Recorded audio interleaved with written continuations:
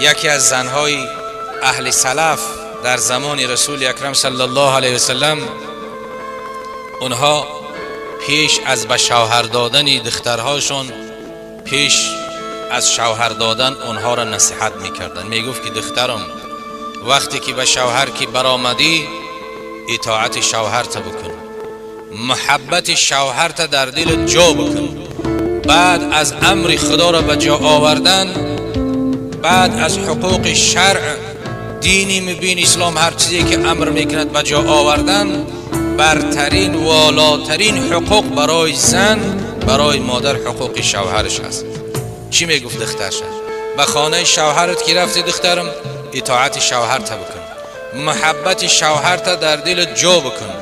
شوهرت تو را نبیند مگر که وقتی که تو را دید او شوهر خرسند بشود. زمانی که شوهرت به خاندان که داخل شد دخترم نصیحت میکرد، با چهره کشاد و با تبسم او را پیشوازش بگیر. چشمی تو را نبیند مگر روشن، یعنی دائم چشمات روشن باشه.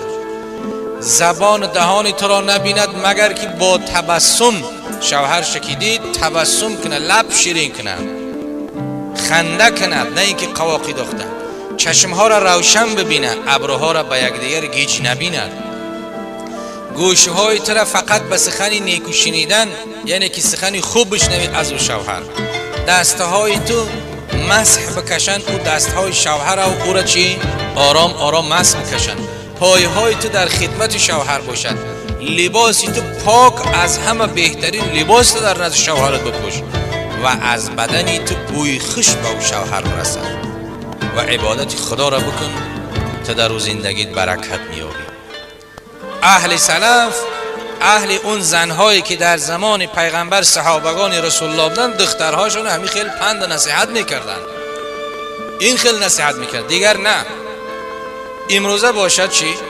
امروز نظر کنیم در خانه یک کرته کهنه را میپوشه، هم آغل میدوره گاو میجوشه، هم نجاستی او را پاک میکند، هم به همو کرته در آشخانه طعام میپزه، بوی روغن، بوی با روغن زغیر، بوی روغن میکند. او کرته و لباس سر اندامش همو قطعی با شب و پیش شوهرش میوید.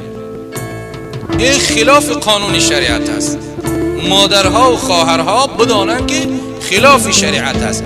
در آشخانه لباس الهیده بپوش، بوی روغن و دود به پیش شوهرت نبر.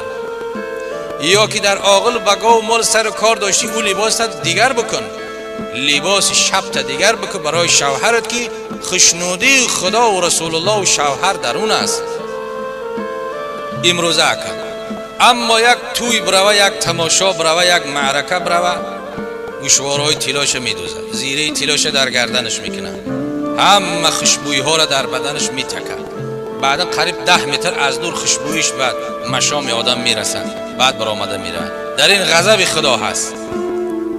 خلاف شریعت است، این خلاف قانون اسلام است. این با اوجا رفتن برای کی را زینت میتی و خوشبو میکنی، تیلاهات نمایان میکنی؟ مادر، خواهر، برای کی میکنی؟ یقینا که برای مردهای بیگانه است، یقینا که برای دیگرها است که تا که تو را ببینن ثروتمندت بگن. این خلاف قانون است. خدا این خزن بد میبیند. لعنت خدا به این زنها میرسد، اینه که در بیرون خش زینت میدید و در پیش شوهرش خش به مثل جوگی میگیرد. اما چی گفت اهل سلف؟ چی میگفتند؟ از تو نبیند شوهرت مگر چهره خندان، چشم روشن، قواق کشاده، لبخند و دستهای نازک او را خدمت کردن و چی به سخن خوب قطعی او را باید که دل او را نرم کنی، غم اندوه او را برطرف کنی. حضرت شیخ سعدی گفت که همه روز اگر غم خوری غم مدار، چو غم گسارت بود در کنار. کی را خانه آباد و هم خواب دوست، خدا را بر رحمت نظر سوی اوست. که شوهر کار میکند بیفرم مونده به غم اندوه سرگردانی، وقتی که بیگاه به خانه کی آمد چنان خدمتش بکنه که همه موندگی و خستگی هاش برطرف بشه. این حکم خدا و حکم اسلام همین است. به بیرون برآمدن ضرورت کشید لباس فسان خوبش نپوشن، حتی که در کتاب‌های فقهی میگن در سخن کردن اگر سخنی خوبی لفظ شیرینی زیبا داشته باشد، حتی اهل تقوا میگن که یک سنگچیل در دهنش بگیره که در گپ زدنش آوازش خش نبراید. آواز خش چهره زیباشه فقط برای شوهرش، یعنی نمایان کنه، شوهرش از او استفاده کنه، دیگر